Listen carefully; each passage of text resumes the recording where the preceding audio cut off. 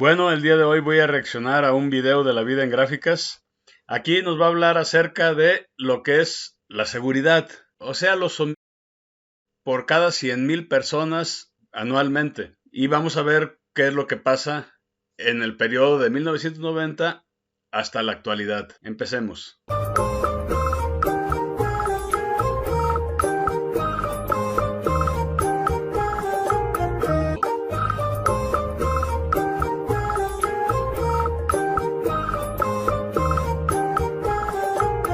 En 1990 empezamos pues viendo a Colombia, quien estaba sufriendo mucho el embate de los narcotraficantes, pues con 83, 82 muertos por cada 100,000 habitantes. En ese entonces México tenía como unos, ¿qué? 17, 18 por cada 100,000 habitantes. En realidad México anteriormente tuvo mayor cantidad de homicidios y era en la época en la que se vivía en un México rural. En el México rural de ese entonces se usaba resolver los problemas mediante asesinato. O sea, por ejemplo, yo tenía unos parientes, primos de mi papá, que prácticamente se dedicaban a eso. Con unos 500 pesos ellos se encargaban de eliminar a quien tú quisieras.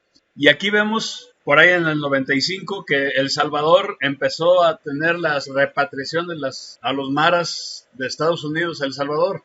Y pues ellos que ya habían aprendido en Estados Unidos, pues lo aplicaron en El Salvador. Pero en realidad, pues ahí estaban peleando entre Colombia y El Salvador el primer lugar. De cualquier forma, por ejemplo, Honduras, que también recibió parte de los maras, pues también tenía ese mismo problema. En realidad, en Honduras yo creo que es más bien algo estructural, ¿no? O sea, como que la delincuencia ha sido más o menos de ese tipo todo el tiempo. En ese caso estaba en 50 y algo. Y pues Colombia pues se había mantenido como en primer lugar. Y como les decía, México no tenía una gran cantidad de personas en ese caso. Pero aquí ya se acerca una época interesante. Interesante desde el punto de vista numérico. O sea, el sexenio de Calderón, que fue cuando empezó la guerra con los narcotraficantes. Y el surgimiento ya había surgido desde algunos años antes, pero ahí fue cuando se sintieron más atacados por el gobierno los Zetas, que empezaron a hacer asesinatos mucho más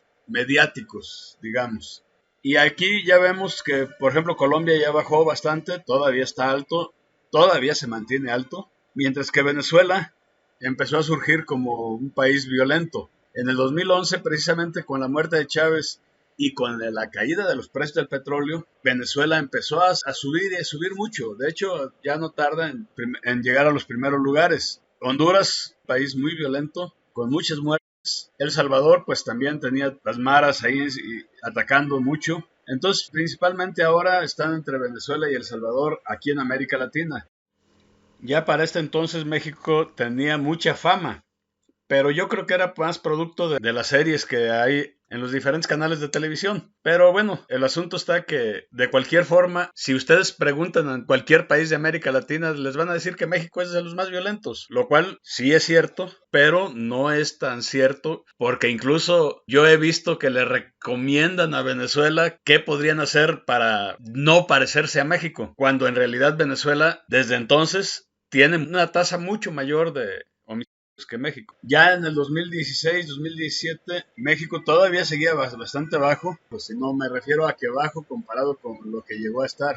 Y pues Venezuela ya tenía una gran cantidad de homicidios. Estamos viendo aquí que tiene 60 y tantos, 60. Y en El Salvador, pues ya lo vemos que ha bajado mucho a partir de que llegó Bukele, fundaron su cárcel y esas cosas. Y bueno, en México se llegó el 2018, que fue cuando empezó a aumentar verdaderamente la tasa de homicidios en México, pues seguramente como efecto de la política actual de los abrazos y no balazos. Y aquí ya vemos que está la situación actual, ¿no? Tenemos a Venezuela en primer lugar, Honduras en segundo lugar, México en tercer lugar, y pues ahí podemos ver en qué lugares está cada uno de ellos. Aquí podemos ver que aunque Colombia y El Salvador siguen estando altos, de cualquier forma han bajado mucho su tasa como producto de sus políticas diferentes en cada caso, pero parece que han tenido éxito. A ver si algún día empezamos a aplicar alguna política de ese tipo.